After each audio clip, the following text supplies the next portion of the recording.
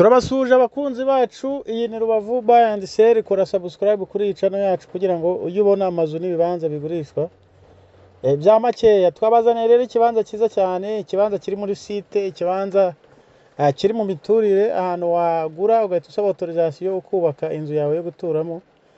Nureba neza iyi video urabona ko ari ahantu bari kubaka amazu mashyashya, ni site ikase neza cyane.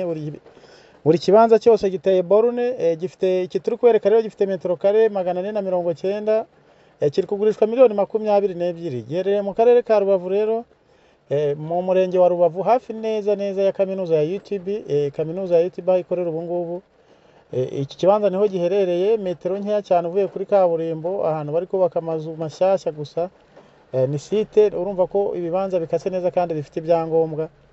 Iki kibanza rero wakigura miliyoni 22, gifite ubuso 490, ni cyiza cyane, kandi gikase neza, gikora ku muhanda, giteye borune, muri Buhaza, umurenge wa Rubavu, hafi neza ya kaminuza ya UTB.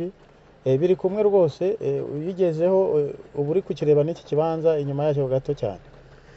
Iki kibanza rero ni cyiza cyane, nureba neighborhood ni nshyashya, n'ahantu bari kubaka amazu mashyashya.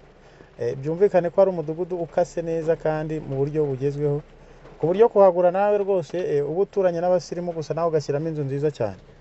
Iki kibanza rero duhamagare kuri 0781 75 255 cyangwa se 0783 03527.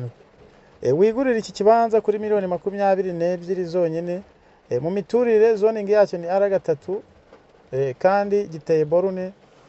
Duhamagare utwandikire no kuri WhatsApp cyangwa dusange mu mujyi wa Gisenyi aho dukorera, tukujyaneyo uhasure. Iki kibanza niba kigutanga ni cyiza cyane, kandi kaburimbo iri hafi cyane, ugenda nk'iminota 3 ugahita ugera kuri kaburimbo. Urumva ko ari ikibanza cyiza kandi wagura ukaba